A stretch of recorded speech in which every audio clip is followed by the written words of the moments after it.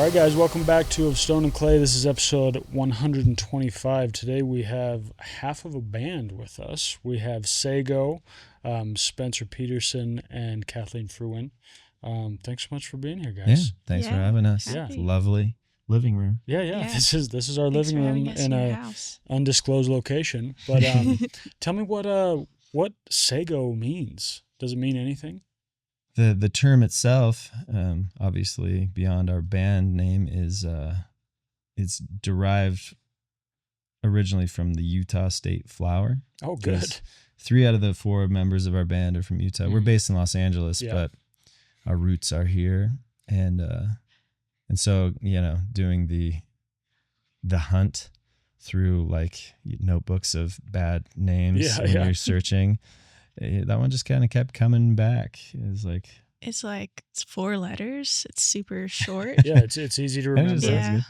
Yeah, there used to be a festival here in Provo back in the day.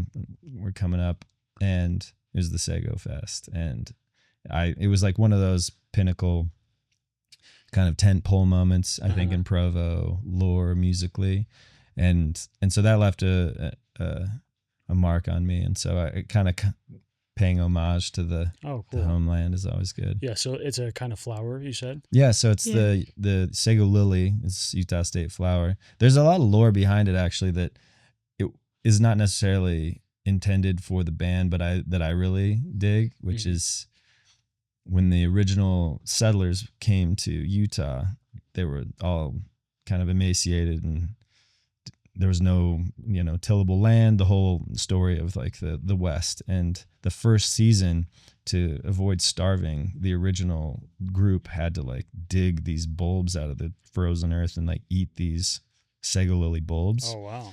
And so as more groups came and migrated in, there was like a delineation, like, were you a bulb eater or are you like a new kind of softy? Yeah. And I always kind of thought that was a cool association, like the bulb eaters, Yeah, that'd be a good band name too. Hardcore. Bulb eaters. Exactly. Hardcore. Eat out of garbage cans, Yeah. So anyway, but yeah, that's the kind of the. So it's kind of a metaphor for survival. Yeah, I mean, honestly, it is like in a lot of ways, like. But at the core of it, it's just it's a short, cool sounding word. Yeah. So. And I was at Sego Fest, unbeknownst that you were, because we didn't know each other at the time. Yeah. But Yeah, it kind of glued us all together. Yeah. Nice. So what? I was listening to your music the last few days, and it feels like a very like grunge alternative punk. But you guys say you're art punk, but it's by non-punks, non-artists, right? So what is how would you describe your sound for someone that is like, what sort of subgenre is this music? Yeah, you have to be careful when associating with like a specific sub-genre. Yeah. People are very, very defensive about those that are labeled Claiming punk or art or whatever. So we're very loosey goosey about it. It's like, you don't want to get caught calling yourself a punk and not be an actual. I know real punks, and that is not me. For sure. Okay, help me. What is a good definition of just modern day a punk artist? A punk artist? Yeah. I feel like it transcends music a Yeah, little it's bit. almost more philosophical than anything once you get into it. Feels like a little bit of anarchy, not like the fake teenage anarchy, but maybe like the real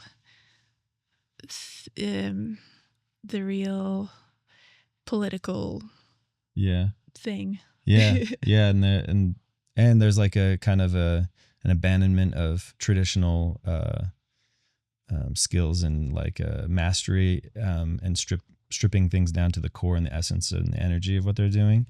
So like virtuosity is not a tenet of punk music. It's about simplicity and intensity but yeah, honestly, that's just the music side. I feel like punk ethos is different. There's often some political undertones or some anti-establishment type stuff. Yeah, deconstructional almost. questioning authority is a big deal. Yeah. But yeah, so like I said, like I grew up around a lot of these kids, and like musically we're like cousins almost in a sense, where we like to challenge different, paradigms musically and even like philosophically, I guess, and kind of poke at things. But I'm not like I'm very careful about not laying claim to that tribe. Right. Yeah. So musically, maybe there's some similarities, but your ethos is generally different. And then it's, just kind of cheeky in general. Like, growing up, I always thought like, you have Beethoven and then you have like pop music, rock music, and like those are artists and these are like, having fun or whatever. And that if you were to really dig deep, I do believe that everything is art, down. It doesn't have to be advanced or high art to be art. If I could argue that for sure, but I don't ever feel like super comfortable like referring to myself as the artist. Yeah. It's like, I'm just a guy. I do like the position where artists don't take themselves too seriously, but it's a weird balance because you want to take your art seriously, and we certainly do. And and you do, but you don't want to become like this pretentious person that thinks because you make art you're really special and you're elevated. Yeah, being around fellow musicians and creators, I feel like sometimes it's a slippery slope, and you find yourself getting sucked into it every once in a while, this kind of degree of self-importance that is associated with just the act of making anything. And this there's almost like an entitlement to attention or value, but I also view making music like making like a hammer or like any sort of product. It's the value is in the relation to the consumer or the listener, and just because you made it doesn't necessarily always mean it's valuable to everybody. It might be valuable to you, but I don't necessarily feel because I should be listened to. I feel like you got to earn that. Right. And it goes in waves. Sometimes you think it's going to work, and sometimes it certainly doesn't. Yeah, for sure. Yeah. Do you guys have some artistic influences that maybe most people in the band can agree on, that it feels like, oh, we all kind of like this band, we kind of like to sound like maybe some of their earlier stuff, or there's just some direct influence? Oh, that's a good question, because we are pretty diverse. We are pretty diverse. Influence. I feel like, tell me if I'm incorrect here, but I feel like there's some Sublime in there. Is that a crazy take? From Tom, there's definitely a lot of like, well, and you too, some ska and like reggae type stuff. Tom loves 311. Yeah, whatever phase you grew up in, it's going to just imprint on you. Yeah. And I'm a big believer in standing up. Like I'll hold my ground. I'll die on a lot of hills when it comes to maybe less acceptable artists, musicians these days. Like, I loved ska. It was great. I'm not going to back down. That was awesome. But yeah, as far as like the amalgamation that we all can kind of agree on, I feel like there's kind of like I don't know. That's a good question. Like it's Talking Heads, like 80s kind of. Yeah. I mean the Beatles for three of us. Yeah, the three of us. But Derv isn't a huge Beatles fan. Yeah, Derv isn't a huge Beatles fan.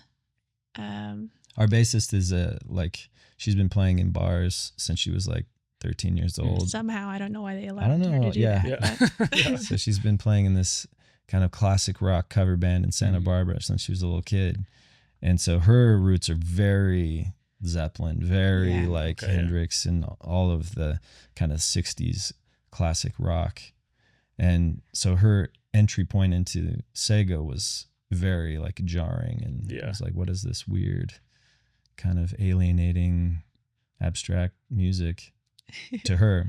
But to real abstract artists, we're pretty tame. Yeah. That's true. So yeah, like I don't know, maybe it does date back to like the 60s and things like that. It's kind of where we can all like.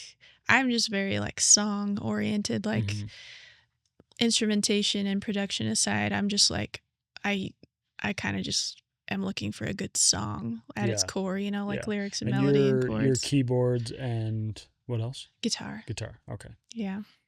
And Spencer, your main vocals. Yeah. And Guitar. do you play guitar? Gotcha. Yeah. Okay. Kathleen also, like, we poached her from every cool band in Utah when she joined Sego. I feel like we gained a lot of enemies when we were able to lure her down. But she is a fantastic musician on her own right, like as a solo artist, and has all these bands. So Very yeah, cool. she definitely approaches it songwriting like as a whole, like in a slightly different way, which is cool to blend. Well, it's been cool to be in Sego and kind of like pay more attention to like the soundscape of things, you know, the way that synthesizers sound and just like cool tones of things that I just never really like paid that much attention to before. It's just more about like lyrics and chords, you know. But now it's everything. Yeah, that's cool. Yeah, it feels kind of like this musical fusion band. There's just so many different tentacles. Yeah, that is true. We're definitely selfish in our creation of albums. It's just kind of whatever we're into, and it's hard to escape, admittedly, but I try not to be beholden to kind of the caricature of what you've created in the past. You know, it's like, is this, I mean, we say this every once in a while, is this Sego enough? But like, I don't like coming back to that. Yeah, it's weird because we don't have rules per se about what is or what is not Sego, but there's a feeling. There's a feeling to it. It's weird. Everybody looks at something that is branded and they think that there's like some kind of like master guidelines behind it or something. Mission but statement. Yeah, but really we're just trying to like throw some stuff out there and see if it feels good. Like yeah, and you also want to evolve as artists. Yeah, and it's ever changing and evolving. Yeah, like we did our second album right in this weird phase, and all the labels that we were shopping to, they were kind of turning their noses up at us. So like, guitar bands are dead, you know. Guitar bands suck. And so maybe there's like also kind of a defiance in us. And so we decided to go all in for our second record and make the most guitar heavy record that we had done so far. It's like, you know what? If everyone's going that way, then I don't know. It's maybe easier. Might as well stand out. Yeah, might as well stand out. Yeah. Well, the cool thing these days with social media and with just the way the industry is, it's like if you just put out good stuff, people will like it and find it. Yeah. You know, like it doesn't need to be really pigeonholed to one genre or one crowd. Yeah, I like to think, and who knows, like I know plenty of examples of like ultra narrow scope art, you know, bands and artists that like stay in their lane. They do all right. But I like the idea of building kind of a community that expects kind of a range and then just along for the ride. Yeah. I think we've done an okay job of that. Just a lot of left turns. In fact, every once in a while on Spotify, there's this kind of annoying crossing of the lines where like a different artist from a different part of the world will get joined in on your Spotify, like a new release. So there's like a kid in Jakarta or whatever, and he puts out a song under the name Sego, and it comes out. Yeah. And it's wild sometimes what the songs are. But what is more interesting is getting messages on our social media and whatever, like, dang guys. Okay, I think I'm down. This is pretty weird, just but super loyal fans. They're just like, I'll follow you into the dark. This is weird. And I kind of actually appreciate it. Yeah, it's like, whoa. The willingness to... We can step pretty far out of line. And there's some wild stuff that got put out. And anyway.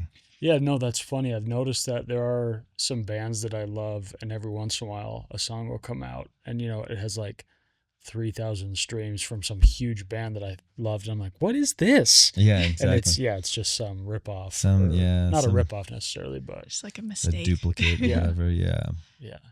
Tell me a little bit about your songwriting. I feel like, and tell me if I'm mistaken, but I feel like there's a general feeling of the lyrics being a little bit about apathy and existentialism and even some nihilistic ideas, and but it's also like it can be upbeat and hopeful and even cryptic at times. Yeah. Like, does that feel like Yeah, I mean accurate? that's a succinct description. I feel like, yeah, it's very, I think naturally, I never lyrically I don't approach it necessarily with like a specific agenda or Mhm. goal in mind. Largely it's autobiographical Yeah. and just kind of whatever's happening in my life at the time will end up on the page, and kind of the feeling I'm getting in that moment. And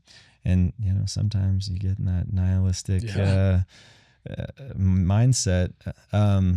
But I think, you know, it's reflective as a whole of kind of the experience of kind of evolving as a human, you know, through the years, and kind of trying, and all the ridiculousness of like doing what we're doing is kind of always creeping into the lyrics as well. I'm sure like you write, right? Yeah. Like I'm sure when you're writing, you can't, even when you're trying to avoid your own personal philosophies or your conflicts, it kind of appears on the page eventually. Yeah, it's unavoidable. Right? Yeah, you're writing, like, you can't escape your own brain. Yeah, you know? exactly. You're coming from what you know. Yeah. I think that is kind of like a guiding light, maybe lyrically, is like, and musically. I've been around so many amazing lyricists and musicians that if I tried to imitate them, I would come up so short. But if you double down on kind of what you're good at and what your lane, then it becomes, there's no more comparative issue. It's just it is authentic to yourself, and so I feel comfortable in that. But it's a process, you know. As far as like, you know, what you believe in and what comes out in those songs. So yeah, do you ever struggle with maybe the relationship between putting out art and making art and just nihilism, you know, feeling like, you know, is there a point to any of this? For sure. Yeah. Yeah. It does just sometimes it does feel like you are progressing and you're climbing and you're making progress, but at other times it does feel like you're kind of maybe progressing so slow that it feels like spinning wheels a little bit. And so it's kind of just like, am I having enough fun to like justify doing all this work? Yeah, you definitely have to have your priorities grounded, like what it is you're after. Because if being some mega financial success in indie rock is your goal for happiness, then it's like, this is going to be, it's gonna be a tough road. Yeah, it's a tough road ahead, but it does come in waves or whatever. Yeah. But I think ultimately, for me, it just like participation is kind of the core. Like if I'm allowed to do it, that's kind of enough. And then I'll take the waves as they come. Yeah. But there's not a late night van ride on tour that there isn't at least one moment where we're like, what are we doing? What's going on? Like, what are we doing? Like, and kind of trying to access like our motives even for like the music. Like, are we doing it for a fan? Are we doing it for ourselves? Like, where does the connection happen? Yeah. So how important is art, you think? Just in general. I feel like for the human race, it's like, you know, it's just one of the things that is connective to people, you know, just music and art, and like it I don't know, it levels people, makes you able to share emotions to other people. So I think that's pretty important for quality of life and just experience. Yeah. I feel like I get pulled down the rabbit hole of defining art over and over again. And I think I've landed in a place that I would formally think is kind of corny as far as my definition. Yeah, you know, But I do like the deeper you go in challenging what art even is, it really does. You start questioning everything, like anything can be art. Like, then what is art? And I think at the end of the day, like, I think art at the most fundamental level is simply just a communication. It's just a language of a different kind. And, you're sharing ideas and feelings just like a normal language. That's why maybe I feel like this less self-importance about art is it's like, is the message being received? And that's kind of at the core of it. That's what it is. And historically, art, I feel, is imperative because it is less about inspiration and probably more about documentation and the human race through kind of evolution of time. Those are the marking points that get left behind more than anything. So yeah, like if I were to zoom out into like super global terms, I do feel like at its essence, it's just pretty simply just a language of a different make, Yeah, I really like that. I remember thinking this morning, I was getting dressed and I was thinking of like, what do I want to wear on the podcast, right?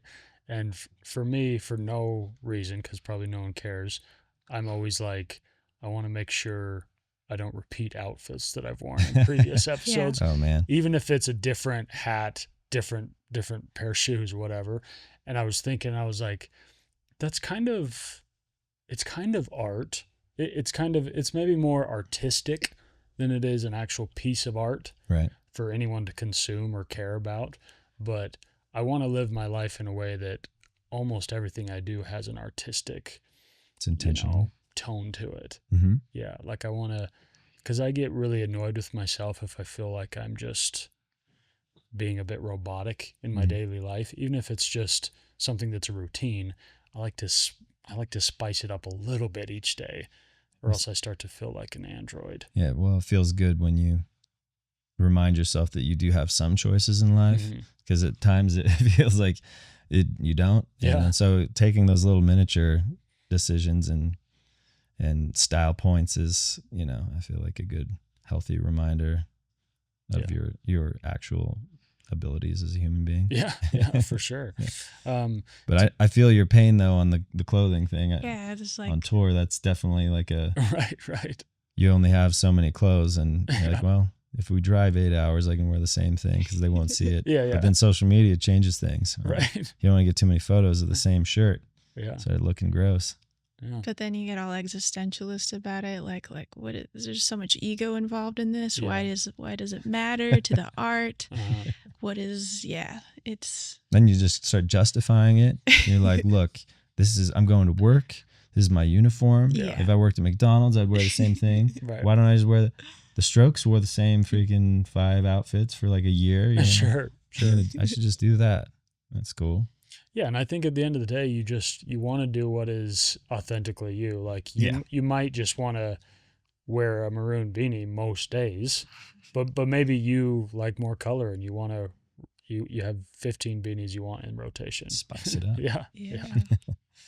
I think authenticity is honestly at the core of it all. It doesn't matter what it is. It's just like, does it speak to like kind of you? Yeah. I was having this chat with someone about another musician who has been on the road a lot in the last year, and seeing shows at that rate can kind of be numbing. Mm-hmm. And so I was asking him like, what are you seeing that's getting you excited? Like any shows? And he kind of hit it back at me. And I think for me over time, it is less about like the quality and it's more about the authenticity. Mm-hmm. There's a weird joy I get out of going to like an open mic and seeing someone really nervous for their first time and trying to do it and going out on a limb and kind of sucking, but kind of you're there for them and you're kind of like rooting for them. And then there's on the other end of the spectrum, there's like the God-given talents that are just undeniable, that you're like, oh, this is a moment. Mm-hmm. And this guy's just exuding art or whatever. And then I kind of just blank out for like the middle the Everything middle in between slope is where it's pretty like Yeah. where you're forgettable. kind of like it's like good, but I don't believe it Yeah. somehow. Yeah. I don't know why that is, but the authenticity is kind of the new guiding light for me. Yeah. I feel that way even just in meeting new people with the conversations I have. Like, not that they're trying to be inauthentic, but some people I'm almost like, I don't believe that this is who you are. And again, not that they're trying to like bamboozle me or like, pull the wool over my eyes, but just I think some people struggle with being authentic, Right. and with speaking authentically and being fully themselves. It's kind of a hard thing. Yeah. Yeah. I think, well, I mean, I know that everyone kind of struggles with it at a certain point, but even like this format, you can get in your head and you're like, you're watching yourself speak and you're like, am I saying the right Yeah. things? What do I look like? So there is almost like an abandonment of that kind of fear of the worst case scenarios unfolding, maybe. Yeah. But then maybe someone who's like shaking on your podcast is also endearing, and it's Yeah. cool. Like, oh, shoot. Yeah. The main thing sometimes it's frustrating for me is sometimes we'll end a podcast and I could just see the walls go down and then they say something amazing, Oh, and yeah. like You're like, really, "God." really beautiful and vulnerable. And I'm like, why didn't It's every argument I've ever been in my life, Yeah. Just give me 5 minutes Yeah. and I'll come up with the You'll zinger. you'll have the perfect answer. But yeah, there's something about the lights and the camera that kind of make you just a little more self-conscious, obviously. Yeah. Yeah. Bit intimidating, and you have to kind of process everything you're about to say 2 or 3 times to make sure you're like, it's like, am I about to say this right now? I have to check 3 Yeah. times. Yeah. Repetition is a big thing. I'm sure you've settled into it so it doesn't phase you. I was watching an Oasis performance from back in the Mhm. day, and they're in the stadium and he's doing the most ridiculous stuff, just intentionally sabotaging the show and just but watching it, you're kind of like, wow, how legendary is this? He's just blatantly ruining the song and like flipping off the audience, but it's kind of like ultra memorable and kind of cool in a weird way. And I think if it was your first show ever in a big stadium, you would never do that. You'd be paralyzed, be like trying to make everyone happy. But I think what makes some of those bigger bands or just, personalities so legendary is their willingness to burn it down. Yeah. Because they've been there so much that they just like, Mhm. whatever, we'll do this. But Right. I try not to get into that headspace where I'm trying to be too careful. Mm-hmm. You want to just be who you are, but I think sometimes it does take just experience and repetition. Yeah. Do you guys have a concert that you've been to that just sticks out to you as like one of the most special or just sort of transformative nights? I can think for myself, like, just a couple concerts that maybe weren't even my all-time favorite bands at the time, but just the night was just sacred for some reason. Yeah. Well, we kind of have already talked about this, but when I went to Sego Fest, it was kind of a pretty, like, I don't know, it was at a show, you just go to see what band and stuff, but a festival that was like kind of super DIY, and it was just everybody in the community, and they were all kind of friends and kind of knew each other. It felt like kind of a community I wanted to be a part of, I guess. It had a different feeling where it was like, oh, I could be a part of this, I could, like, it just made you want to be friends with these people and want to be a part of it, I guess. And that feeling has kind of made me want to go into music as kind of being more part of a community, I guess, than doing more of just individual things. Yeah. But Yeah. And I feel like everyone has like a list of their like top shows, and it rarely, for me, it doesn't have as much to do with the actual performance. It's more about just like the spirit of the room. Yeah. Because there is like some undefinable trait that is like the marriage of the crowd with the band when it's just locked and working. And being a part of that chemistry is insane. Yeah. And for me, like we were out in England playing this festival a few years ago, and right after we had started our like first couple of songs, and we played with this band called Shame, and they were just like, I don't know, it's 15 years old. Yeah. And you guys have a song called Shame. And we do have a song called Shame. Coincidence. But yeah, there's just these kids, and they didn't look particularly that interesting or whatever. And then as they started, like there was this kid just sitting in the front row, kind of milling around, and he just the band, these like teenagers started playing the guitars, and it was kind of like, all right, see if we stay or not. Mm-hmm. We were just wrapping cables side stage, and then like this guy like just like grabs this girl next to him, just plants a big kiss on her, climbs over the front of the stage, grabs the mic, and just starts singing. Mm-hmm. I was like, oh no, this is the guy. And he just like was radiating like the charisma, you know, whatever it was. And the songs at that point, I love them as a band now. At that point, they weren't particularly developed as a band. They're still pretty young, but they had this essence to them. And then you get wrapped into, you know, whatever mosh pit it is, and kind of lose yourself in this ridiculous show. And so, yeah, like I remember one song that they played maybe, but it was just like the energy that like really locked that in permanently for me.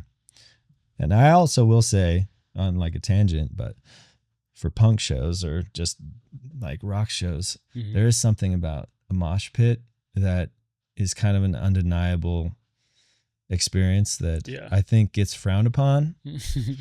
You know, we all grew up, we all had parents that were not excited about these dang kids in their mosh pits not dancing, but it is such a rare human experience that you really don't get. You're just smashing into complete strangers, but in a unified appreciation for what's happening. Everyone's picking each other up.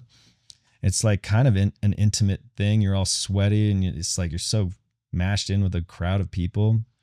It's like, when does this ever happen? It's like a weirdly human, unifying kind of experience. Yeah, it's a strange phenomenon for sure. And coming out of one of those Shame shows, I remember Tom came out and he was just like drenched. He's like, dang, that was like a baptism, you know. Just like, you know, you're just exhausted, but also you felt like connected to everybody. And I think for those that haven't been in a mosh pit, I think I think everyone should try it at least. Yeah, wear a mouth guard and get in there, you know. It's kind of a rare opportunity. It is rare to have permission to like get in with people and like push them around and kind of just like be more free with your body, I guess. Yeah, you spend your whole life avoiding people, staying away from everybody. Yeah. And then like in this one instance, it's just everyone's decided we're going to just smash into each other.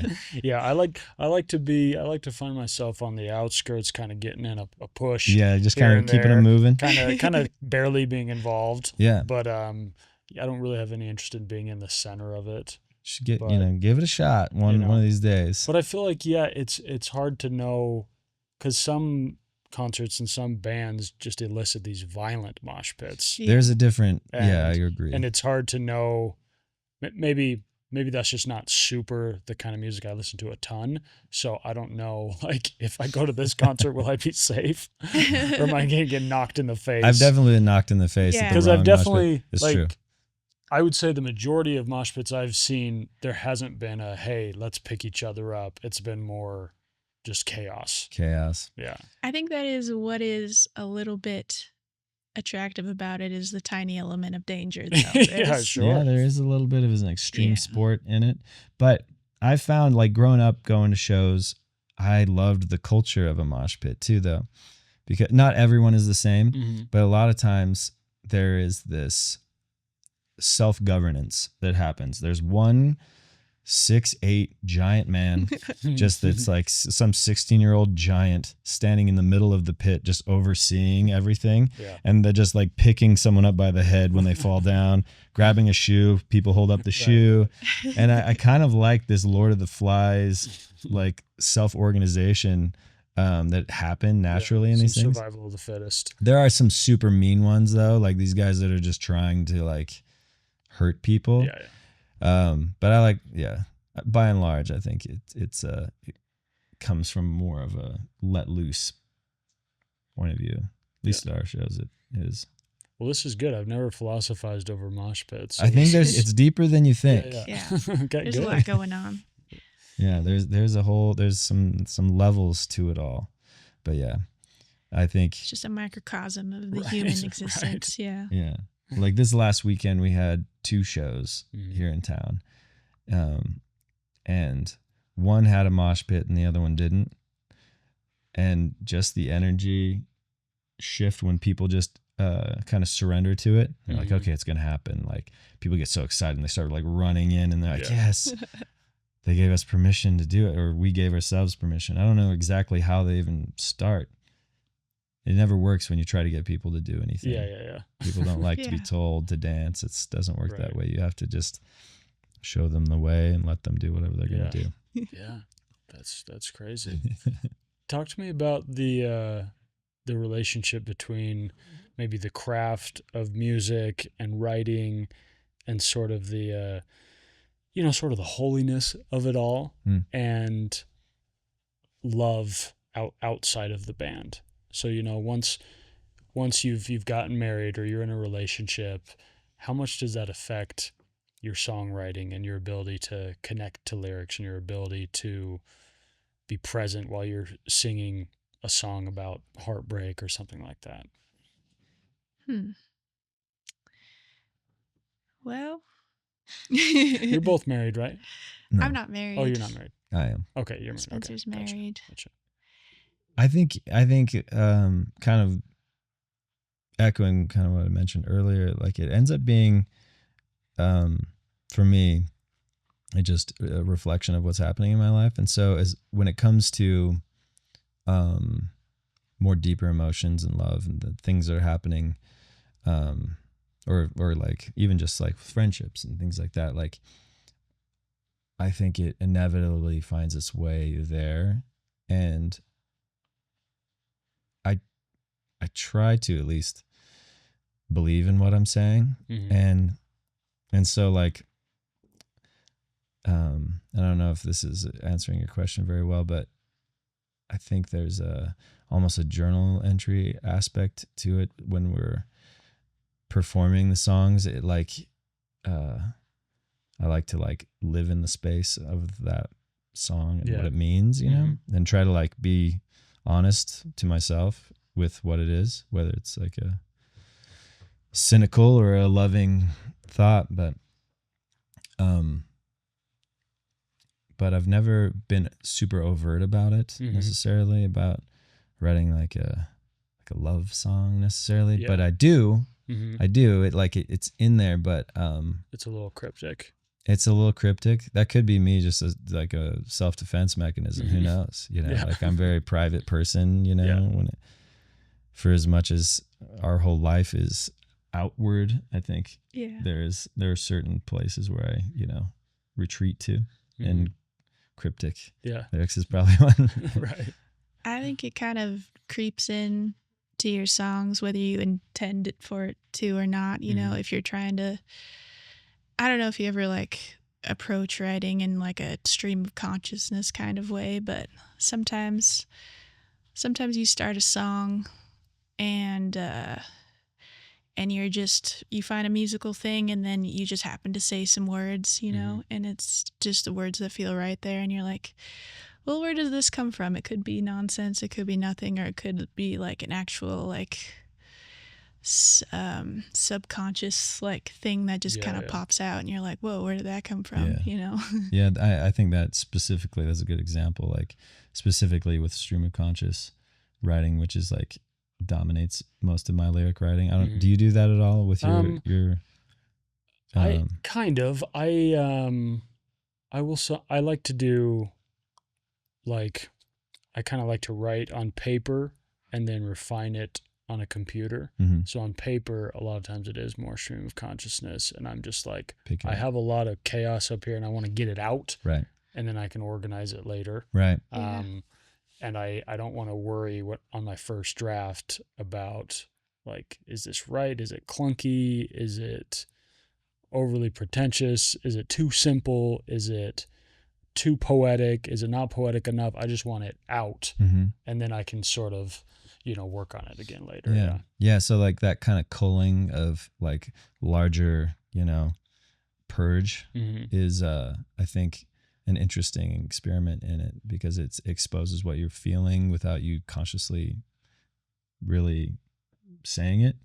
You find out what you were talking about later, but all of these, you write a page without any prompts, and then you cruise through and with, pen and underline a bunch of stuff, and you're like, this oddly makes sense, but I don't know why I did it. Your brain is stronger than you realize, and it makes, there's a lot more connective tissue to the ideas that it just kind of spits out, even if you think you're being totally random. Yeah. Which is usually kind of my approach, is just like whatever hits. And I think hip hop artists talk about this a lot as well. I'm not by any means hip hop. I'm not of that skill set, but like, you're my favorite rapper. Thanks. But like true, like freestyle artists, well, even just like regular rappers, you hear about it a lot. They'll go in without writing anything down. They'll freestyle in the booth till they have the song, and it just writes itself because it's just coming off the top of the head, and it all connects itself. And you don't necessarily need to create like a wireframe ahead of time. This song's going to be about this, and this is the flow, and this is the arc. Some people do it that way, and I think that elicits different kind of flow to the song or whatever. But I think there is something that I really like about it, in that you can't avoid what your mind's gonna put out there. And it will kind of it will tell everybody what you're thinking, regardless of what you try to prevent. But someone brought this up. There's like a I don't know if it was a saying or whatever, but like this idea that rarely do painters start with the title. They just start painting, and they start doing their thing, and it kind of makes its way, and then they decide it's going to be this color here or whatever. And then they name it at the end. Right. And I think that's definitely, that in my experience, that's been the process, thematically and kind of emotionally even, with writing, is you just kind of go through the process, and then you kind of start figuring it out at the end. Yeah. I'm writing a novel right now, and I just started it because I had a character in my head, and I couldn't get it out, and I just focused on that and let the story kind of write itself. You just follow him or her on their journey. I don't even know where he's going. It kind of feels similar to like when you write a song and you're kind of just messing around with words, and then you'll find a phrase there's like, I don't know what that means, but I like the way that the words sound together, or you like the way that it sounds coming out of your mouth. So you're like, I'll just build around that, and then you find somewhere for it to go. But the phonetics. Yeah, the phonetics of will it kind of dictate a lot of times. Yeah. There's I saw Tarantino. Do you watch Tarantino movies much? I was watching him talk about his movie Inglourious Bastards, and he was talking about it like he was watching the movie. He's like, yeah. And then they got into like this really weird conundrum. Like, well, how are they going to get out of this? And he was like excited while he's writing, but he's talking about it as if they had free will to get out of this on their own. He's like, how are they going to do it? Yeah. I'm really excited to see what they do. And I thought that was that's foreign to me. As a novelist, I'm sure you like, I like hearing that you follow that character's journey rather than dictate it. I heard, I can't remember who it was, some author interview I was listening to. He said, like, once I have the characters figured out, he said, whatever they do is none of my business. Yeah. You create the core motives and like the DNA, and then they do what they're going to do. Well, and then I've found for myself, I'm sure most writers are similar, but if I take too much time away from the project, I have a harder time like just letting the story write itself. Like when I come back to it, it feels more mechanical and more like I have to really dig my heels in and focus on the craft itself. But when I stay close to it and connected to it, it feels like it starts to write itself. Does that make sense? Stay in the flow. Yeah. Yeah. Yeah. I'm sure you have songs that maybe you've sort of abandoned for a time and then tried to come back to, and the flow is maybe a little gone. I feel like sometimes it can be good, sometimes it can be bad. I feel like it always ends up the best when it's the closest to the initial idea. And you just have to like kind of keep going until you get to where it needs to go. Yeah. But then if you wait too long, it just starts to like dissipate, it just starts to go away. But then sometimes, alternatively, if you get too into it and you step away from it and you come back at it, sometimes you can see it in a different way and kind of like... Yeah, I feel like if you don't get it in the original surge of ideas and energy, you kind of have to let it just wither for a while. Yeah. And so you can approach it like a stranger again. Yeah. Yeah. Because I agree. It's like all the best stuff you finish early. But I have enough stuff that I've come back to in the vault and, done CPR and made it like a thing that worked. Yeah. That like now I have this hoarder's mentality to demos and ideas and nuggets. I won't throw anything away. I had a manager that like attempted to suggest that maybe you should just get rid of all of this stuff and start fresh. And because your new ideas are good and you're always getting better, ideally. But I just could not accept it. I'm like, no, like our first 2 songs were like old, like years old demos that had just been sitting around, and I finally figured it out. So I have a little bit of an obsessive. There's kind of a fear too, where you're like, you've got all these pieces of things and you're like, oh no, am I capable of coming up with good new ideas? It's hard to anticipate what you haven't done yet, and you have to like kind of trust yourself. If you've done something good, you're like hoping that you can do it again, but it's hard to like trust that you're going to come up with something that is equally or better than what you have already done, I guess. Which is kind of like a rough bar, I feel like, creatively. Yeah. Because you struggle so long writing a bunch of, subpar stuff until you get one that feels good. And then you kind of like stumble into another one. And then, but all of a sudden you change your mind and your history about yourself. And you're like, you just all of a sudden decide that I've always written good songs. Yeah. Because I've got like a few and I can't go back to writing bad songs. That's like a backslide. But yeah, I think if you're being honest with yourself, you just have to allow yourself to suck and keep writing bad tunes. Yeah. And then with the hopes that in aggregate, you're eventually gonna get some better stuff. I feel like the best stuff's always in front of you. Should you keep moving forward. I think sometimes we do that in all areas of our life. Like sometimes I think like, I don't know, I'll just be in my head about something and I'll be like, I don't know how I can ever put out another good podcast episode. And it's like, well, dude, you've done so many that you're proud of and that you loved and that you felt like were good. Like, why on earth would you not be able to again? But sometimes you just feel stymied or stuck or creatively constipated or whatever. Yeah, I got the mental highlight reel going on. Yeah. And you're like, I can't. And I've felt that way. I wonder if you guys have felt this in relationships. I've felt like, okay, because maybe I've had such a good relationship or I had love, but then it didn't work out, I tell myself, well, how could I ever duplicate that again? Yeah. It feels unduplicatable. But it's like, I was there before. Why shouldn't I be able to do it again? Yeah. Does that resonate with you guys in any way? Yeah. I think relationships in particular are funny because that idea of failure,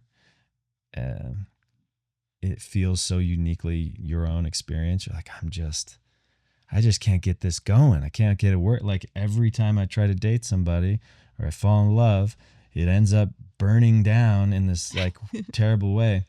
And then like the longer you're in it, you start realizing like, oh, like everybody is shooting 0% success until they don't, you know.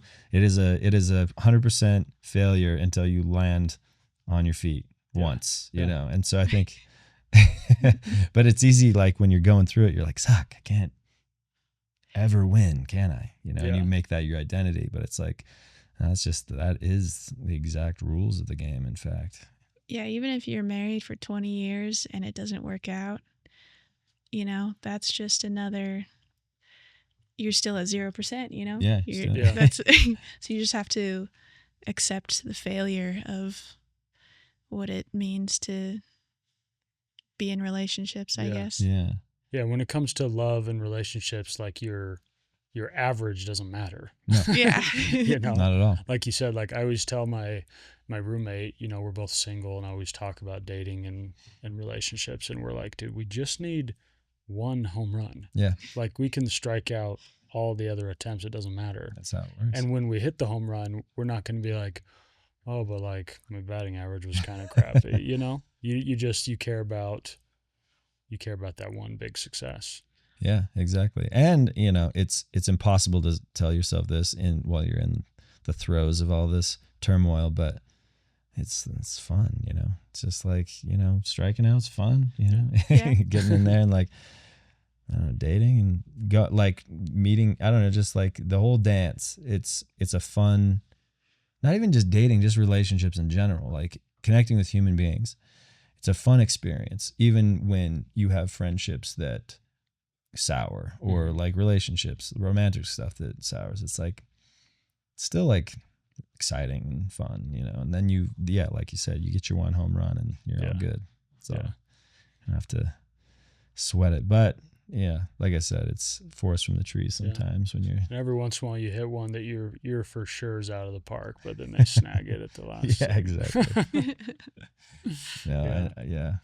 But I love the idea of saying, you know what, I'm gonna have so many relationships that come and go in my life. Some are gonna sour, some are going to be there forever and are gonna be amazing and are gonna be fulfilling, and everything in between. You know, you have little interactions with people that are amazing, but you never see them again. You know, and even at a concert as artists, you have these little micro interactions with people in the crowd. You know, maybe you make eye contact, or maybe you just see them feeling a song, but you never see them again. They never see you again. And that's beautiful too. Yeah. And so I love the idea of just saying, you know what, we're kind of all in this together. And there's going to be plenty of interactions that are horrible and leave you, you know, disgusted and sad and broken. But you can't be obsessed with like, I need all my relationships to be perfect and, you know, last the test of time. Yeah. You know, just trying to come up with like a mosh pit analogy that I could squeeze in there. Yes. So there's one in there somewhere. The title of this episode is going to be Mosh Pitting with Mosh Sego. Pit and Love. Yeah, Mosh Pit Love. Trying to maintain relations while being a touring musician is certainly was an interesting education through the years, because it becomes like, it feels impossible. And you go, I can't seem to keep them around. Yeah. You know, you're gone for a few months and now all of a sudden, you know, things are hard to maintain. And I kind of came to grips with that. Like I just assumed like that's just the way it is, I guess. But then you know, like I was lucky enough to find someone that was very much like on the same wavelength of that and like understood and got the vision of what like I was trying to do. So yeah, even I think once I honestly kind of accepted it, was like when things became easier for me, where I'm like, you know, I'm doing what I like to do, and I guess this is just tough. Yeah. and then yeah, it kind of like came together in my particular case. But like the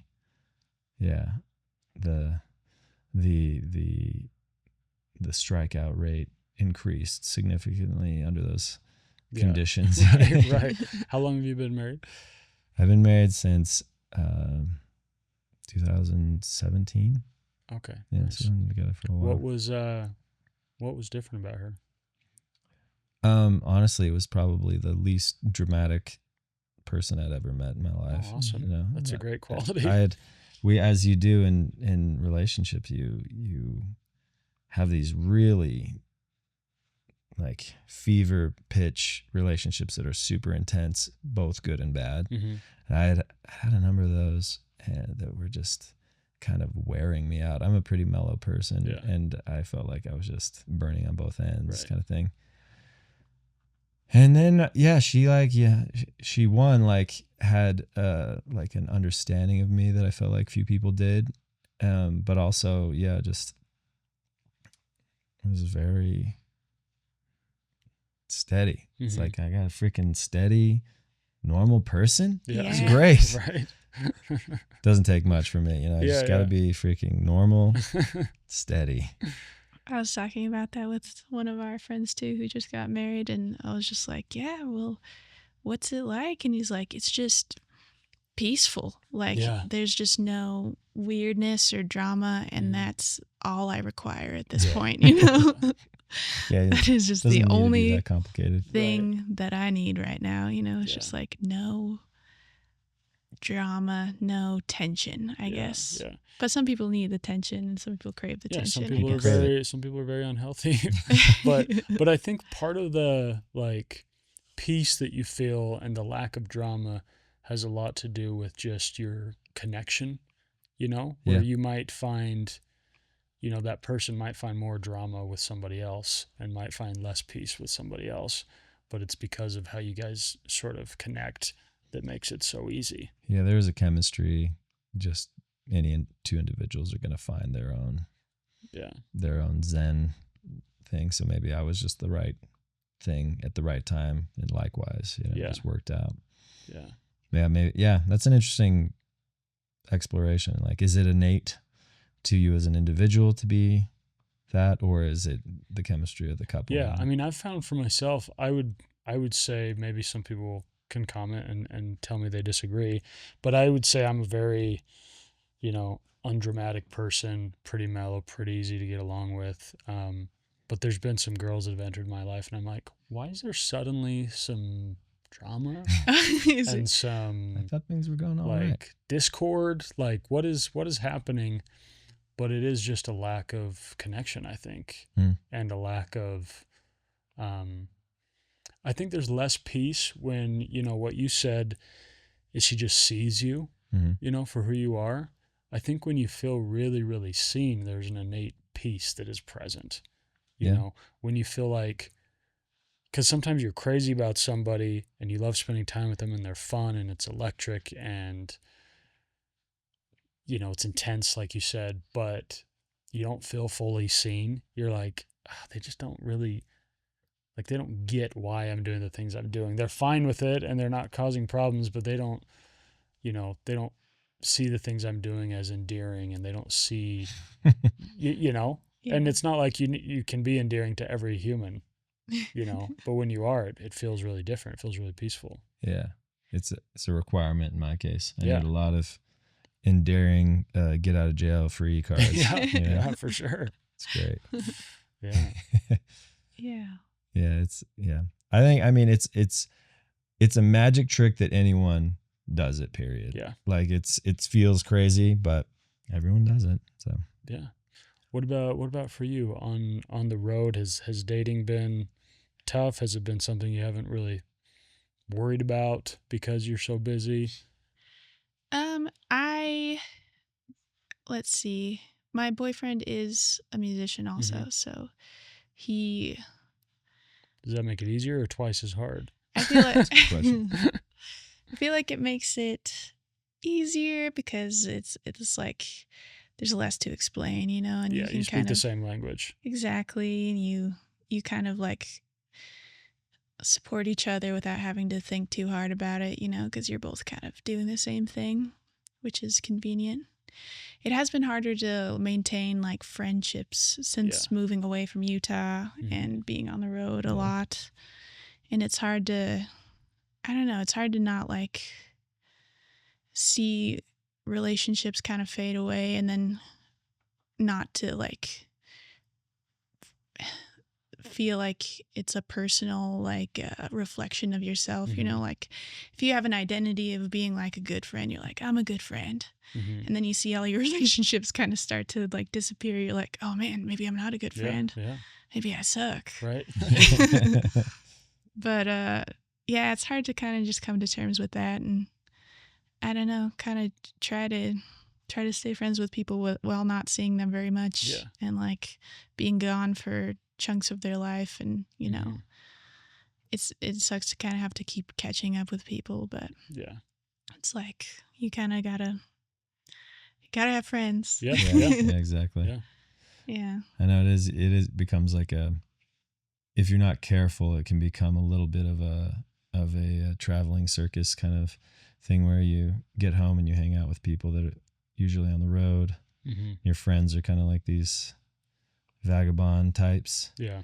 that you kind of all can understand. Well, not even from like a hours put in, but like just a relatability. You kind Mhm. of can speak the same language sometimes, Yeah. and it becomes harder to relate with old friends. Not to say that it doesn't work or whatever, you can't, but like the distance increases the more you start living a certain lifestyle. Yeah. You know, from my like high school friends, some of them I think are perplexed by what we're doing, and Yeah. they're just like, what is he thinking? You Yeah. know? Yeah. Yeah. And like we have like, you know, less in common now. Mhm. And like maybe that exposed also maybe our, you know, some of our disconnects or whatever. But yeah, I think it does expose some of like the distance in your friendships. Yeah. The more you do the road. But Yeah. I feel like, I mean, her boyfriend, fortunately, I think having two musicians, I'm speaking more curiously than anything because I've never dated a musician, but you'd think it would be kind of simplify things a little bit. Yeah. And I think it's just, you know, fun. Yeah. And you can do things together. Yeah. And there's not a big separation of things. I don't Yeah. know. You But- think there's a kind of a friendly, competitive feeling? Yeah, maybe for sure. I mean, that's all. That's Does he do similar music? What does he do? yeah. He does similar. He plays in bands and stuff, and that's kind of a reason why I've historically avoided being in a relationship with a musician, because I felt like there would be this. You know, you can't help but like compare yourself to other people, and you can't help but kind of I don't know. If you don't love exactly what your partner is doing, then Mhm. you either have to be honest with them, or it has to like It's an awkward make it, conversation. make a barrier between the Right. two of you. So Yeah. I feel like, I mean, it hasn't been an issue so far because I love his music and he loves my music, and if I don't love something he's doing, then I'll let him know. Yeah, but perfect. that doesn't come up that often. So Yeah. Unfortunately, there's nothing more terrifying than having someone that you care about present something. Mhm. Like, please be good. Please be good. yes, just I don't want this make to be weird. Don't make me do this. Yeah, well, yeah. How important is it for your wife to like love a song that you made? I have implemented my own kind of no pressure Mm-hmm. thing. Like, she can like it, and I feel like she does. Yeah. But I'm not going to her and saying like, what do you think? Right. And then if she doesn't like it, I'm trying not to take it personally, because I know there are certain things that she's not into. Music is a very personal thing. Mm-hmm. Much of my family doesn't like, I'm sure, Yeah. the songs that I make. So it's like, but I also don't like a lot of music, so I Mhm. can't take anything personally. But she, on the contrary, she's an actress, Mhm. and you know, so she's in scenes all the time, and you know, it's kind of like we're both kind of like tiptoeing around like, how much are we relying on each other for support, but you also need honesty if Yeah. you think something isn't the greatest or whatever. So it is tenuous little Yeah. dance. She did a one-woman show a few years ago that she wrote and performed, and like And it's very autobiographical, Mhm. very honest, and something that I could never do for sure. Yeah, Like yeah. it's so intense. But I didn't see it until its opening in Mhm. like this Hollywood, theater. And I was terrified. I was honestly, and she was terrified too, 'Cause it just for probably the show. included you a lot Well, or I somewhat. entered at the very end, like post credits. Okay. So fortunately, I didn't have to like deal with that. But like the fear of it sucking was real, and I was honest with her about that. Though I'm like, I'm nervous to see this, but fortunately, it was amazing. It Yeah, was yeah. like everyone in the crowd was like sobbing and like Yeah, hugging yeah. her and stuff. I'm like, Right. I can't believe it. Super proud moment. All of a sudden, it went from like this fearful moment to ultra proud, but it also just it kind of re-emphasized that that tenuous nature of Yeah. trying to share creativity with a loved one. Right. It's Right. It's high sensitive. potential to be bad. Yeah. Yeah. It can. Well, you have to make sure your work isn't connected to your self-worth. Yeah. Which can be a wrestle for sure. Yeah. When something is so autobiographical, that can be tough. Yeah. Yeah. Yeah. And a lot of as an artist, a lot of your stuff, whether it is overtly, it is really autobiographical. Yeah. And so even if it is deeply cryptic, you're like, well, this is all about me. This is me. Yeah. So you hate me. Yeah. Right. Yeah. Right. No, yeah, that.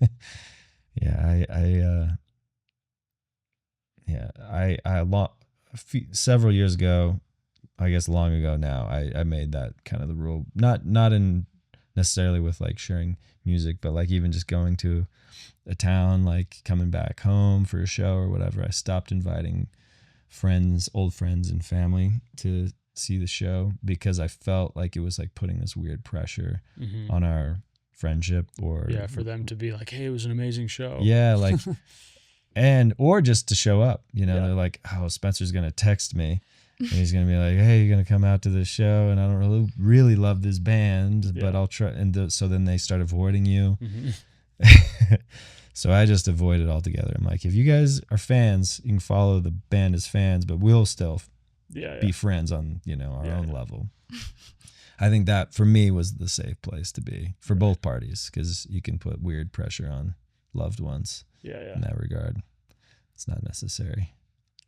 You do get really tired of like feeling like you're begging people to come to your shows like as a favor, and you're like, no, if you want to, if you like it, just come. But Right.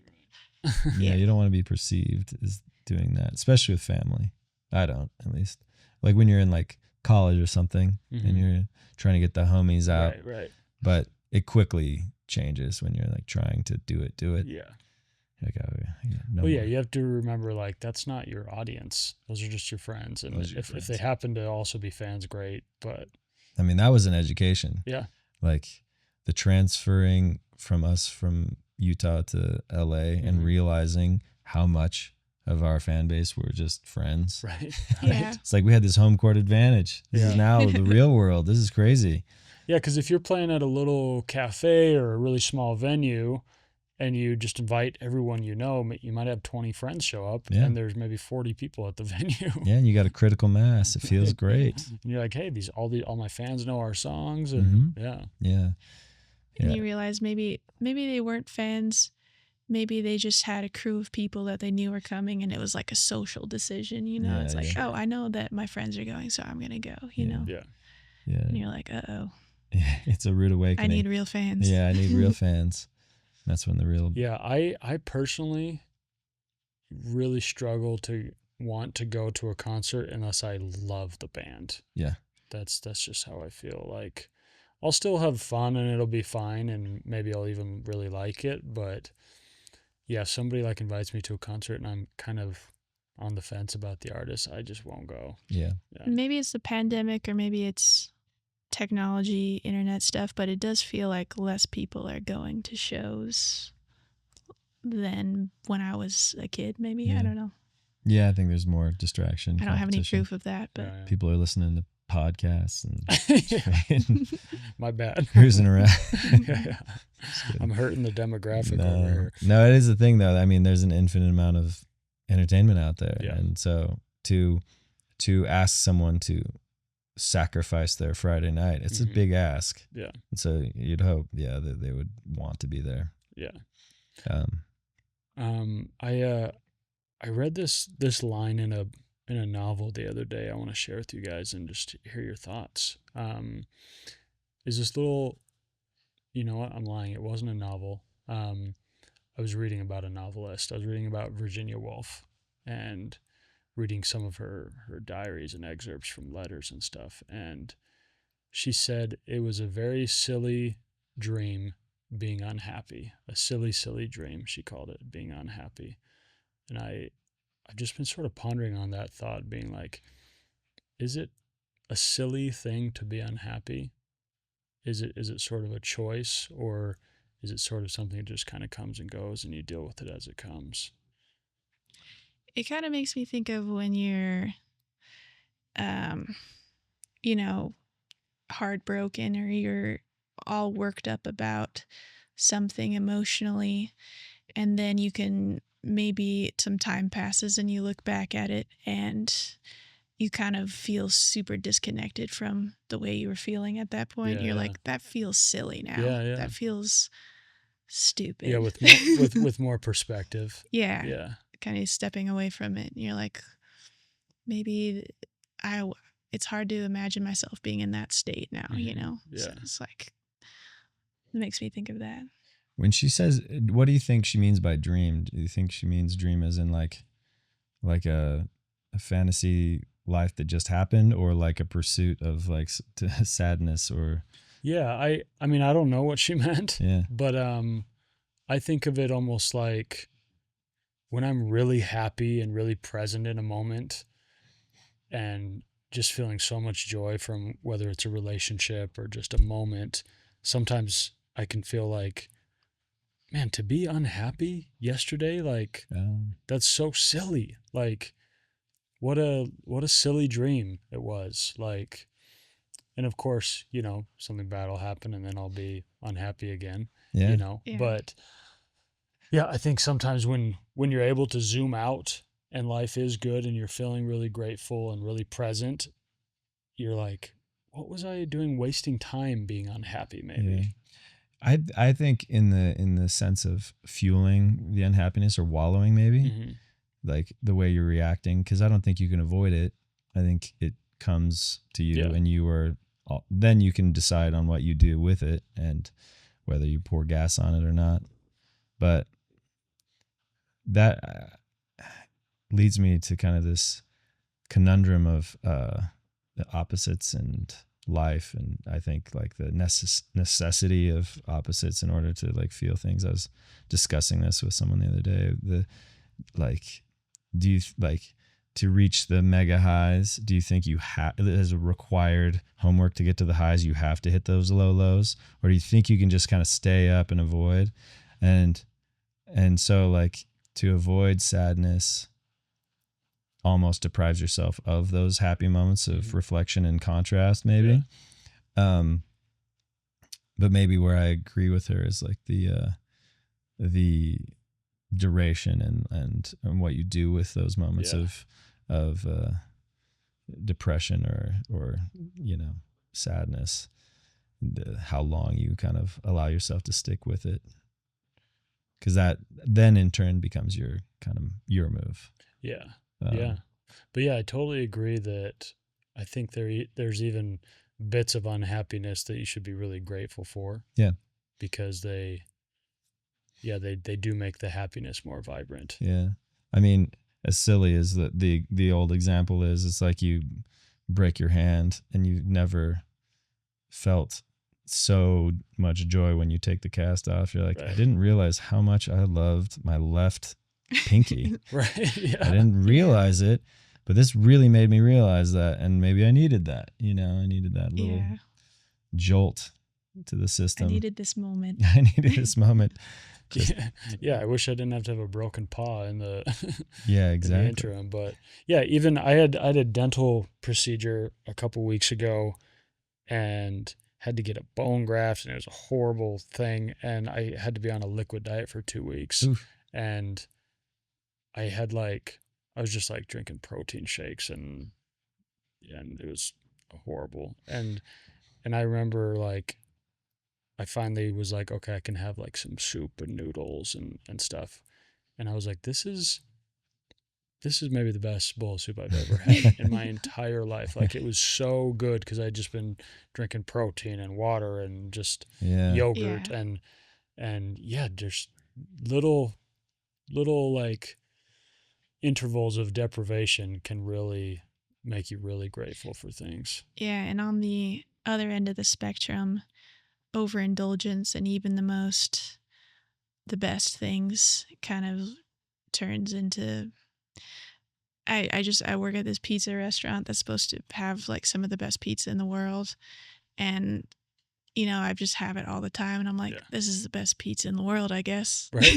Like, it doesn't feel like it Yeah, you because can get numbed to anything. it just feels like Tuesday, but Yeah.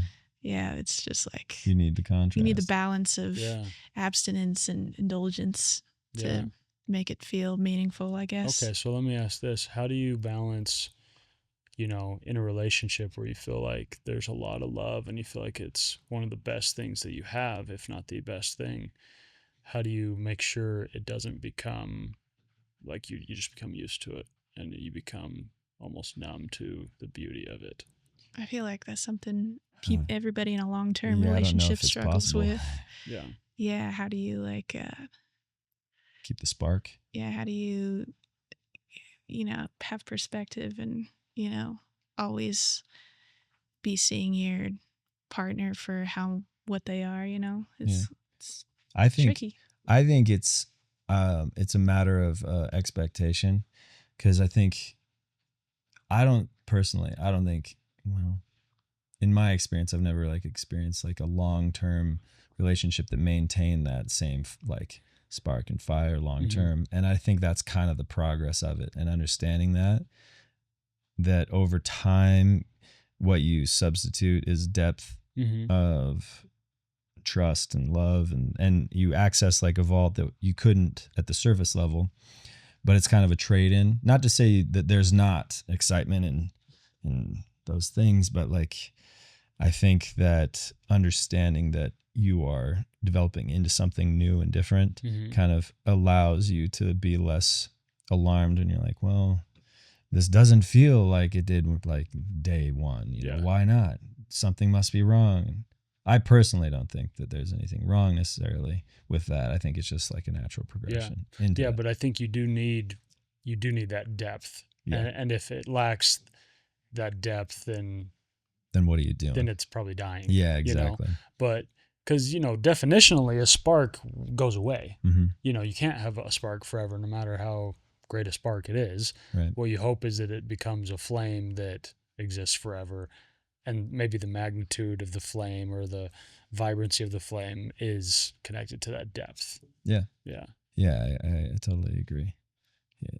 It can't be one forever. You have to. It might be kind of a choice sometimes, I guess, to decide that you still want to be with this person, I guess. It could be like, I do feel like it.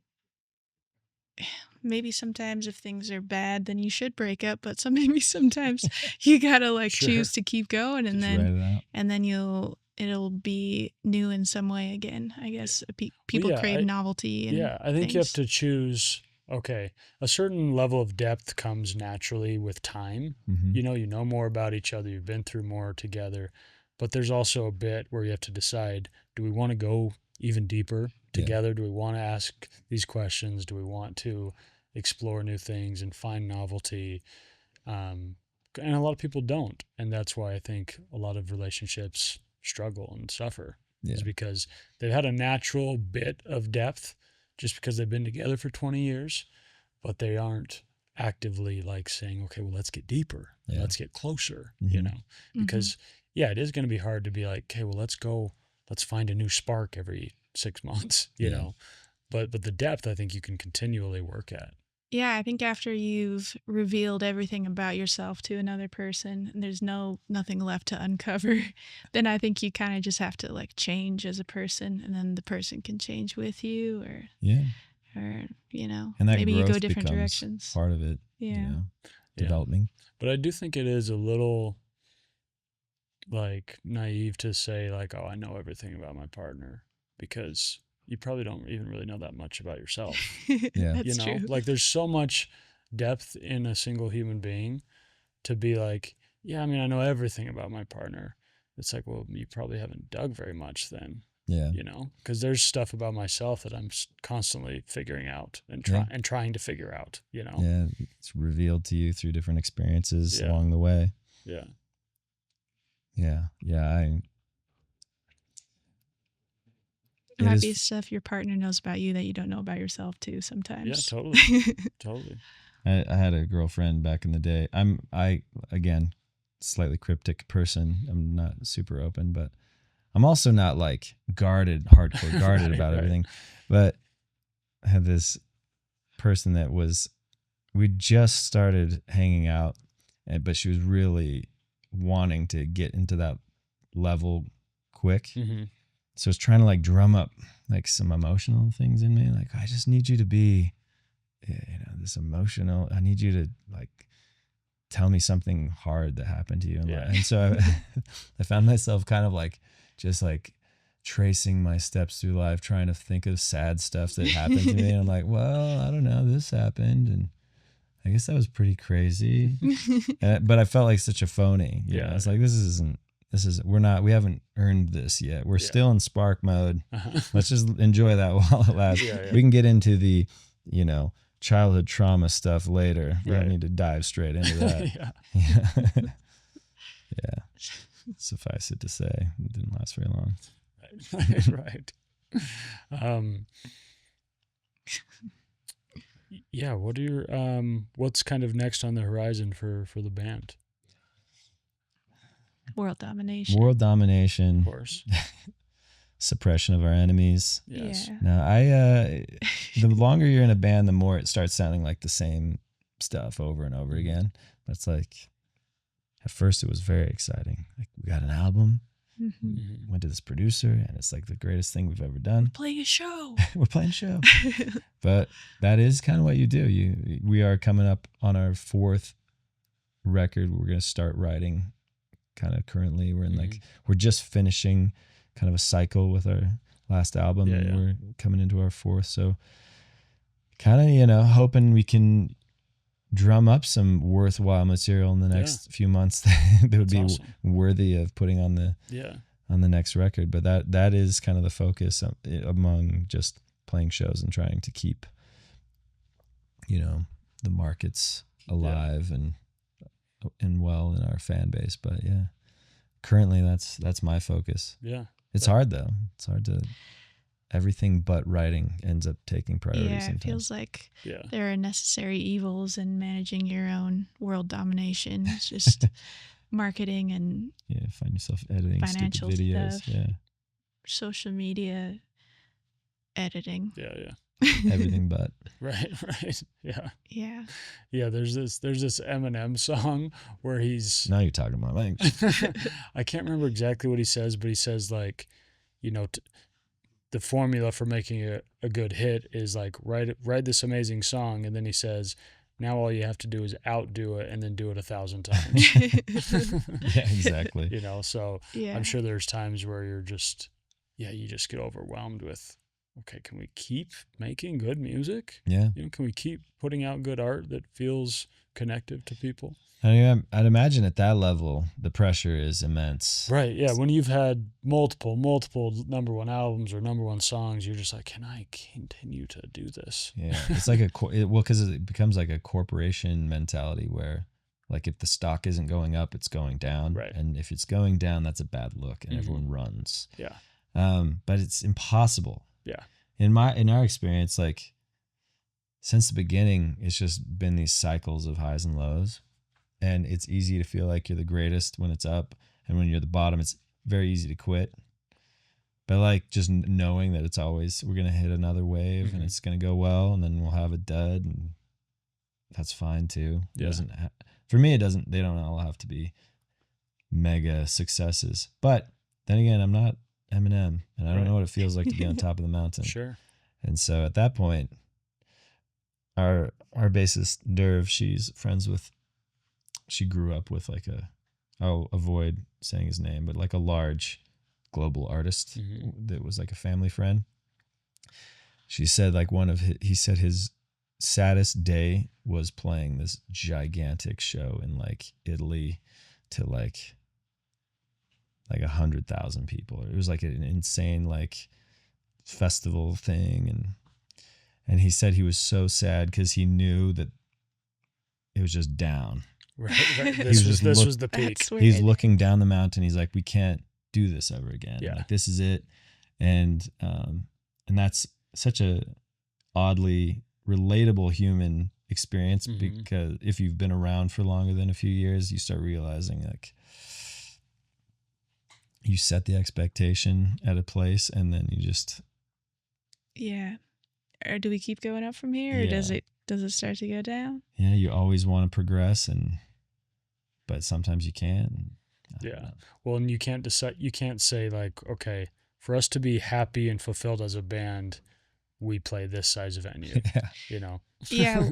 Lately, I mean, I've got some friends. I mean, being a musician in general is ambitious, because you're just, you're trying to get as far as you can, but. I have some friends who are just like at the next step, or kind of like where I would think I would like to be, at some point. And sometimes you get in conversations with them and you're like, no one's happy. Yeah. And they're bummed about something or another. And you're like, oh, okay, well, or even if it's like your hero, you hear like stuff about your hero and they're unhappy, they're an alcoholic or whatever. And you're like, well, how do I justify this journey of mine with like, how I don't expect to be, if I can't expect to be happy once I get there, it's like, you kind of have to like, I don't know, be happy already. Yeah. Tie it on to more manageable criteria. And not like frame your happiness around this thing you're trying to get, I guess. Well, and I think that like tying your happiness to it is a mistake, but I think erasing that impulse is a mistake as well, because I think that's what pushes you to do great things. Is like an impatience and like a pursuit for better. But if your happiness is tied to it, then it's a permanent miserable life. Right. And she's right. Like, I've had more experiences with that than I care to admit, as far as being around bigger bands that are, all they can do is look up at the next thing and they're like, well, so-and-so's doing arenas now. And we're just doing these theaters. And once you're in an arena, it's like, well, so-and-so's doing stadiums now. Yeah. It's like, instead of looking back and being like, well, look at us 5 years ago and look where we are now. Yeah, exactly. Or just like, this chips and salsa platter is great. Yeah. This is so good. I like hanging out with you guys. This is fun. Yeah. Exactly. Instead of like it tied to some success rate. But, I can relate that no one's a perfect example of it. Those emotions and feelings are very real. And you feel like you're at a level, and then you get a dud show. And like, oh no. Yeah. This is bad. Yeah. You never want to be ungrateful, especially for someone who's coming up. It's the worst look watching a band like roll out of their bus or something and complain about the DVD player not working or something. It's like, you guys have no idea. You're just so out of touch. Yeah. But everyone does it. You can't avoid it. You always just adjust to whatever the level you are in. Like, there hasn't been one level up that I haven't immediately forgotten once I'm there. I'm like, oh yeah, this is just normal. But you don't want to be ungrateful for those moments. Yeah. Ideally, you try to be really present and just enjoy every day and every moment for what it is, and that's the goal. At least. Yeah. Easier said than done. But Exactly. Well, guys, thanks so much for coming out. I do like to wrap up the show and kind of say, if we turn the tables around and you guys are the podcasters, what question do you have for me? Oh, I got a question for Yeah. you. I think through this conversation I've come to find out, but we were reading some of the like a review of your book, Oh, okay. and it had us on the edge of our seat. Yeah. But it alluded to like a cliffhanger of a relationship. And we Yeah. wanted to know Yeah. what happened. What happened there? Nothing. Nothing. Okay. Still just out in the ether. Yeah. No, I Gotta mean read the that was book. that was my first book that was kind of a funny yet sad, self-deprecating memoir about dating and relationships. Okay. And so yeah, it was basically like just kind of a 5-year chunk of my life. And just kind of going, this relationship happened, and then this one, and then this one. And so it's funny, I actually wrote it the very end, like while I had just met somebody new. Oh, really? And was excited about it. And so I was like, this probably isn't going to turn into anything wild, but I'm going to kind of make this a bit of a cliffhanger. Well, reading the description, it felt very relatable, because you basically, there's a transitional period of your life. You're going through, like, kind of stumbling forward or whatever. And it reminded me of very much how I felt internally writing my first record, which was just like me blundering through a move to LA and trying to like figure out what I'm doing, and a bunch of failures. And, anyway, so I was kind of like excited, like reading. I was like, I want to talk to him about this and see how it kind of, how it developed. And also like putting yourself out there on that ledge. I mean, talking about relationships in public is foreign to me. Yeah. Let alone writing a novel about it. Like, how was that the first time you'd kind of been that outward about something like that? Yeah. Was that wild? I had started with, I like started a blog, and that was like my very first, like, people reading my stuff, right? But I wasn't talking about relationships or anything. And so, yeah, that was my first foray into that world. I think the thing that made it a little bit easier is by the time the book came out and everything, all the relationships that I had talked about were like pretty in the past. Yeah. And like, the girls had moved on, the girls were married and had kids. and so it was more just, if anything, it wasn't about, is this girl going to read it, or what are they going to think? It was just me bearing my soul and having that level of vulnerability out there. But is being vulnerable like something that's always felt pretty natural to you, or is it something you have to like work on, or had to work on? That's a good question. I think it's sort of naturally evolved over the years. I don't think you come out of the womb vulnerable, and I mean, you sure cry a lot out of the womb. Yeah. But yeah, I think I grew up in a home that was very like nurturing to being sensitive and talking about your feelings and stuff, but still, like, I wouldn't say I was the most vulnerable kid in high school or whatever, like still just still easily embarrassed and easily insecure. But I don't know. I think as time went on, I started sharing more. I started realizing more than anything, this is just connecting people.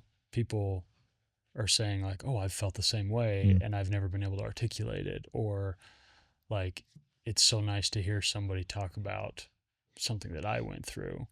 And the other side of it, any negative voices, I was kind of like, I don't care about those voices. Those are like really insecure people themselves, right? And so, yeah, if you're gonna like poke fun at somebody that's being vulnerable, like I'm just way past that being something that would faze me, you know. And so I guess I just realized being vulnerable and sharing things really close to my heart just makes it easier to connect with people. So I'm like, I love that. I've got a question as far as the medium goes in that kind of same lane, because writing a novel, like you were saying, by the time you're done, just the process of it and getting it printed and published or whatever, you kind of moved on by the time it's out there. Mm-hmm. And so you're a different person at that point. Whereas doing this is pretty direct. Right. Do you find that you appreciate that more for that aspect, or do those two processes kind of scratch different itches for you? Yeah. They're Because I certainly, by the time we put out a record, I'm very On to the next, yeah. well moved on, Yeah. mentally, but you just have to sing the songs for another year. right. You know? Yeah. And some of the, if they become favorite songs, you sing them forever. Forever, yeah. You know? Yeah.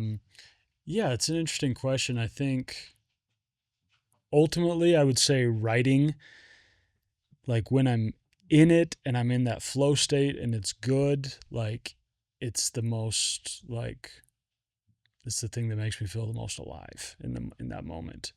But it is way more laborious, and it is way more difficult and fleeting and all these things. And this to me has come it's somewhat easy and therapeutic and doesn't feel it just scratches different itches. Yeah, that makes sense. It's more like a journal entry rather than like a This is more synergistic. Yeah. Because a lot of times I feel like I get just as much out of the episode as my guests or whoever's listening to it. And so hopefully the art of the podcast is just what is a good conversation and what is a good moment of vulnerability and safety and curiosity and connection. And that's fun to explore and be a part of. And writing is such a solitary thing and an introspective thing. And it's funny, I guess I do maybe every 10 or 15 episodes, I'll do a solo episode. Oh. And that feels maybe a little bit more like that, where I'm just sort of peering into my soul and seeing what comes out. Yeah. Just freestyle. Yeah. Just Theo Von style. You're just going straight into the lens. Yeah. Wow. Have you ever done a podcast where you walked away and you're like kind of bummed? You're like, that didn't go well. Like, I didn't feel like I got anything particularly inspiring. Besides this one. Besides present company excluded. There's been I've done 125 episodes, and I think there's maybe been 3 or 4 that, I'm a little bummed after, but the way I do it, I think if you have an hour and a half, 2-hour episode, there's going to be good parts. Yeah. And with It's a those aggregate. with those 3 or 4, like had it just been a 30-minute episode, it might have felt like a complete bust, but really it's just in those ones that I don't enjoy as much, I just noticed that it's just not a great connection between me and the guest. Right. And we're just kind of speaking a different language, and but yeah, every episode I've had, I've felt like, okay, there were some really good bits, but maybe I just wish they would have gone deeper in this topic or would have really opened up more about this, or no one's storming off. Yeah. It's pretty. I had one episode that never went out. Oh. Because the guest just didn't want it out. Just wasn't feeling it.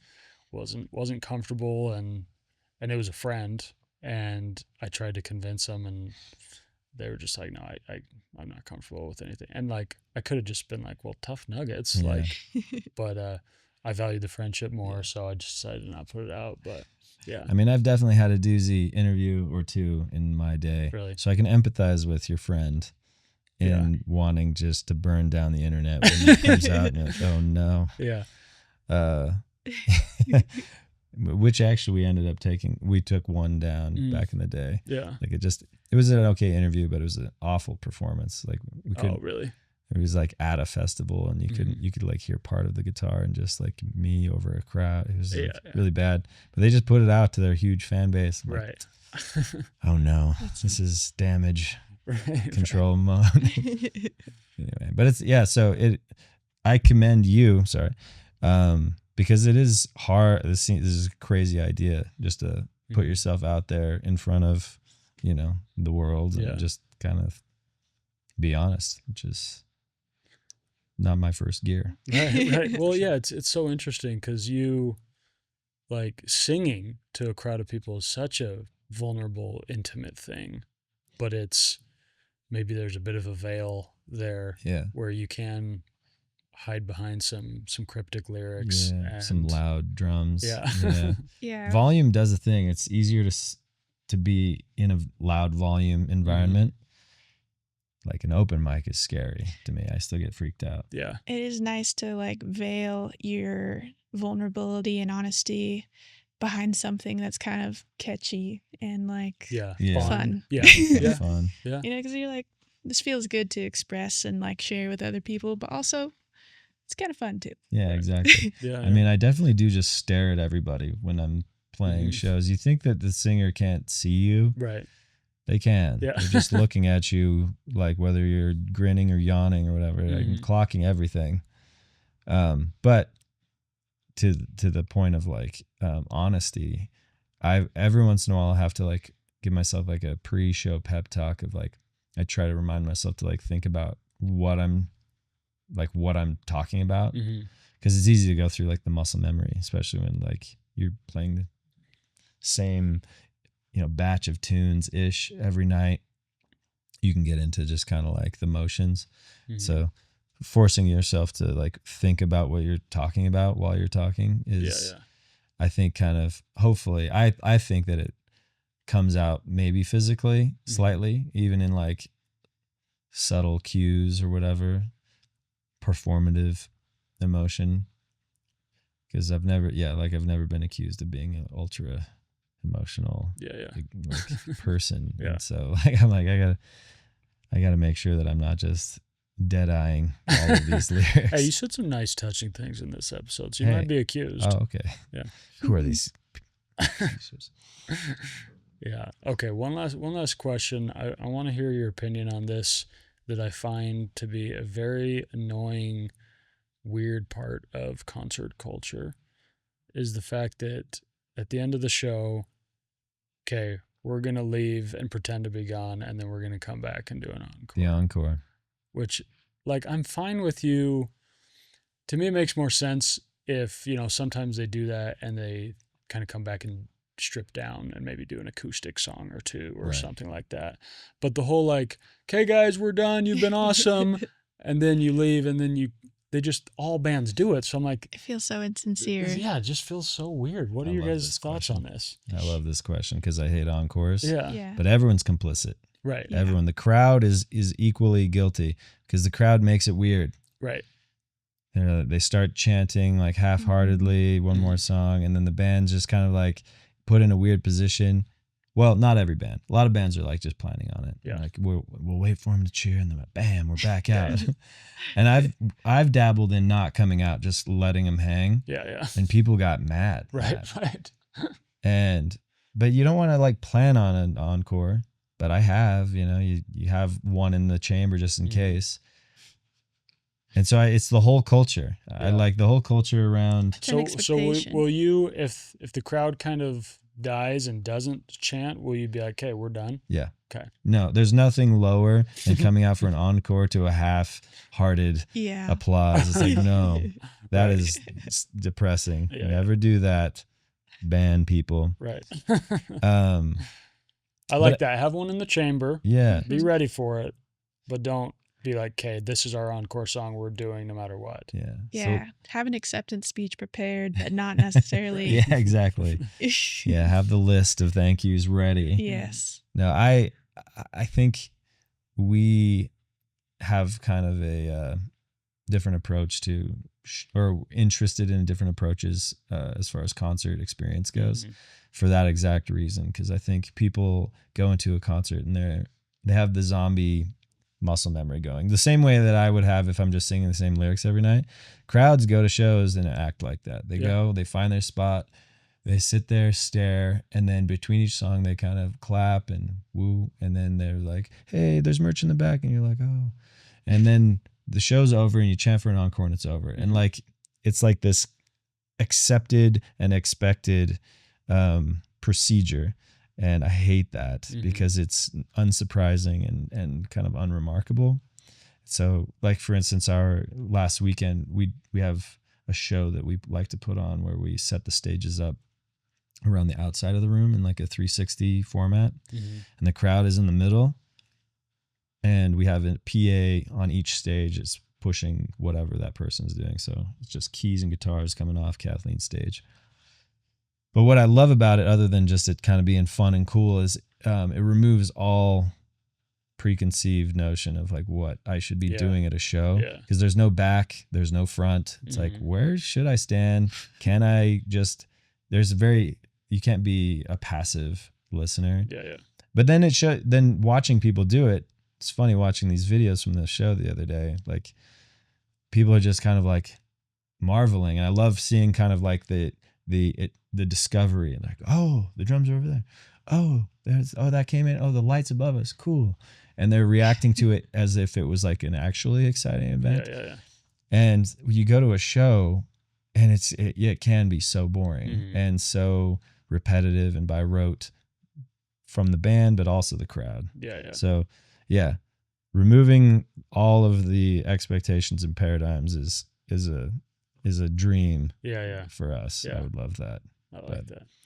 But for the time being, we'll take our slaps on the wrist for doing We've toured encore. with this band a few times who just says up front, they're like, we don't do encores. Like, this is it. Yeah. If you're So- holding back, don't hold back. Don't This hold is back. it. Right. This is it. And also, actually, here's a cheat code that Mhm. is important. That you can put the blame on the sound guy. Yeah. Because if that last song goes down, cheer, cheer, cheer, house music, bam. Yes. All of a sudden, Yeah. now you're listening to 311 Yeah. in the venue, and that crowd cheer goes way down. Yeah. So it's kind of up to them to really decide how hardcore. Yeah. Sorry, But I've Catherine. seen an encore wait past the fluorescence. Oh, really? They kept going. The venue was turning on stuff, Yeah. the house music, and the band came out. It was like 15 minutes later. This Wow. was at USANA. It was awesome. Oh my Wow. gosh. It was like, dang, that's so cool. It works. Yeah. So in that case, you earn it. You know, Right, that's a real encore. Yeah. But I think the coolest encore moment I've ever had at a concert, and it was, I think, the perfect size venue. You know, I think there was, I don't know, maybe 200 people there or something. But they came back and like came into the crowd, oh, cool. and like we kind of made a circle around them, and they just played like a couple like acoustic songs, and it was so cool. Yeah. Yeah. That's That's fun. a totally changed Off the the mic. environment. Yeah, off the Yeah. mic, human. I think the best encore I ever saw was in Vegas, Ty Segall at Mhm. a venue that's now gone. But same thing, it was like 300 cap. And the crowd was so intense. It was a very rowdy crowd. Mhm. Like, there was no room not to be in. It wasn't a pit. It was just the crowd was a mosh crowd. Yeah. And then they got off the stage, and every single person was screaming their lungs out at this band to come back for at least 15 minutes, Really? maybe 20, Yeah. and they just never did. The venue was even kind of like, are you guys going to go? And they're like, no, we're good. Yeah, we're good. And I thought that was so baller. I was like, you guys rule. That's Because funny. because them wanting if more. there was one crowd that deserved an encore, is that one. And leave them hanging. Yeah, that's cool. Yeah, it was I probably like the end that. of the tour. Yeah, I know. It was a festival date, so I'm sure they were just like, whatever, we got paid. Right. No, it was an amazing show.